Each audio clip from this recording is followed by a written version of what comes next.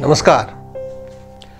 प्रसिद्ध स्वतंत्रता सेनानी, उत्तर प्रदेश राज्य के प्रथम मुख्यमंत्री और भारत के चौथे गृह मंत्री पंडित गोविंद वल्लभ पंत या जीबी पंत का नाम किसी परिचय का मोहताज नहीं है। सन 1957 में उन्हें भारत रत्न से भी सम्मानित किया गया था। आज का कथानक पंत जी द्वारा लिखित ऐतिहासिक उपन्यास सूर्यास्त पर ही आधारित है।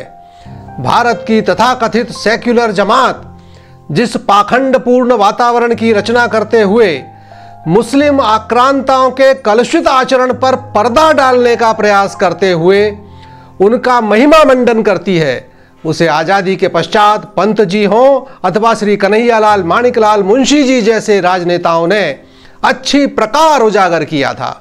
तो प्रस्तुत है पंत जी द्वारा वर्णित भारत की उस महान वीरांगना की गाथा जिसने सेक्युलरों के उस तथाकथित महान अकबर को नाक रगड़ने पर विवश कर दिया था।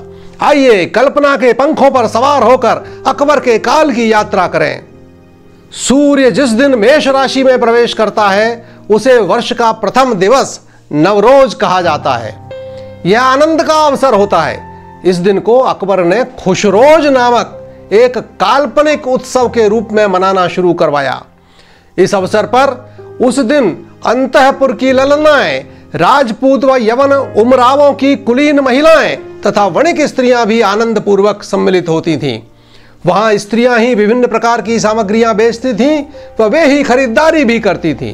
पुरुषों का प्रवेश वहां वर्जित होता था।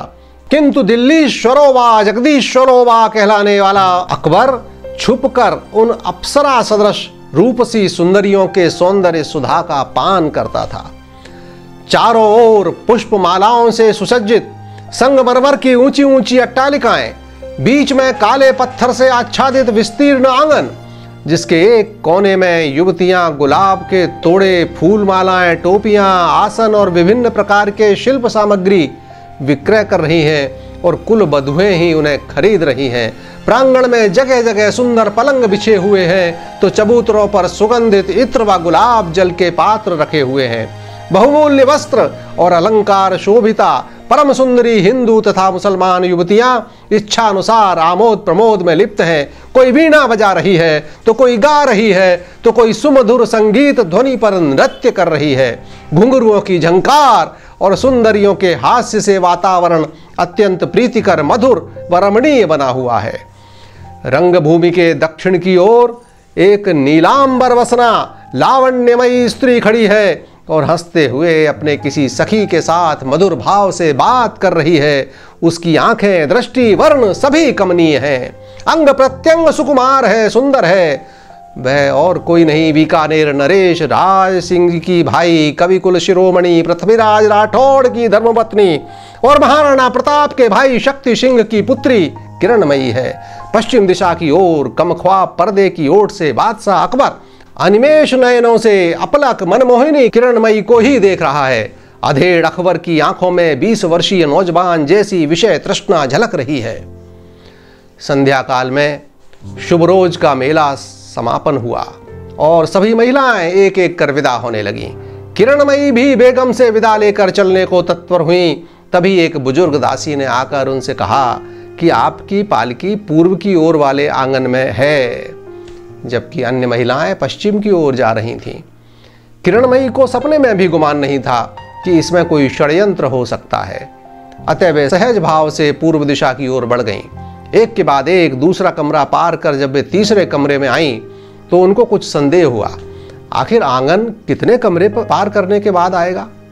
अगले ही पल उनका हाथ अपनी कमर से बंधी हुई कटार पर गया और वे निश्चिंत हो गईं।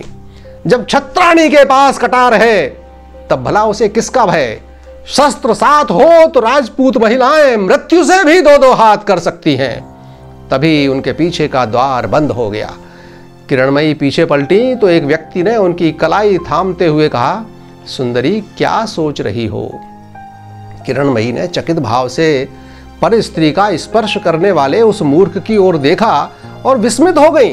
वह अकबर था। अकबर बोले जा रहा था, सुंदरी मैंने तुम्हारे लिए बहुत कष्ट सहा है, बड़े कौशल से तुम्हें यहां लाया गया है। बादशाह की बात पूरी होने से पूर्व ही किरणमयी ने एक झटके से अपना हाथ छुड़ाया। अकबर उसके इस प्रबल वेग को सहन न कर सका और जमीन पर जा गिरा। किरणमयी ने आंचल से अपना मुंह ढक लिया।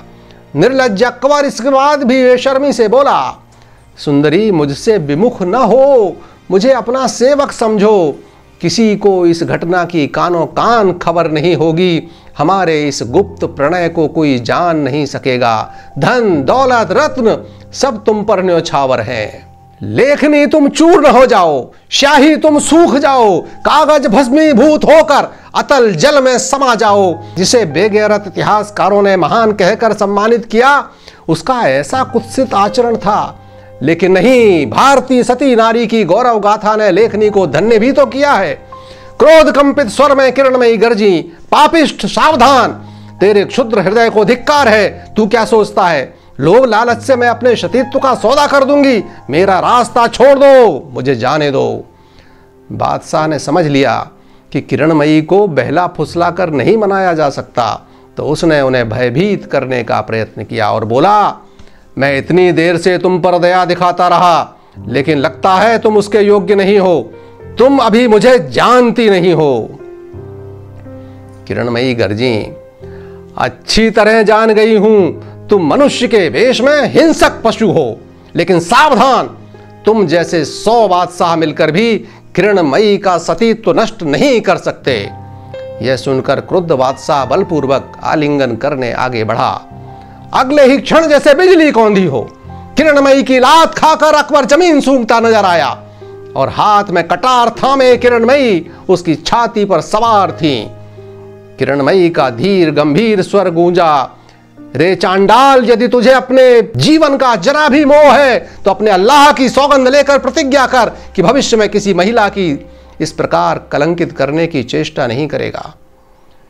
उस समय किरणमयी की भैरवी मूर्ति ऐसी प्रतीत हो रही थी मानो दानव दलनी दुर्गा महिषासुर का संहार कर रही हो। एक कवि ने उस स्थिति का चित्र इन शब्दों में खींचा है, सिंहनी सी झपट दपट पड़ी छाती पर, मानो शठ दानव पर दुर्गा तेज धारी है। गर्ज कर बोली दुष्ट मीना के बाजार में, छीना अब लाओं का सतीत्व, तू दुराचारी है। अकबर आज राजपूतानी से पाला पड़ा, पाजी चाल बाजी सब भूलती तिहारी है। कर ले खुदा को याद, भेजती यमालय आज, देख यह प्यासी तेरे खून की मेरी कटारी है। भय कंपित अकबर बुदबुदाया, मेरा अपराध क्षमा करो। आज के बाद कभी किसी राजपूत ललना पर कुदृष्टि डालने का साहस नहीं करूंगा। और उसके बाद बादशाह भीगी बिल्ली की तरह किसी अपमानित चोर के समान चुपचाप कमरे का दरवाजा खोलकर वहां से भाग गया। बंधुओं, यह सूर्यास्त उपन्यास पर आधारित कथानक गोविंद वल्लभ पंत जी द्वारा लिखित है, अतः इसको प्रामाणिक माना जा सकता है। उसी उपन्यास पर आधारित कुछ अन्य प्रसंग शीघ्र ही हम आपके साथ साझा करेंगे। तब तक के लिए नमस्कार।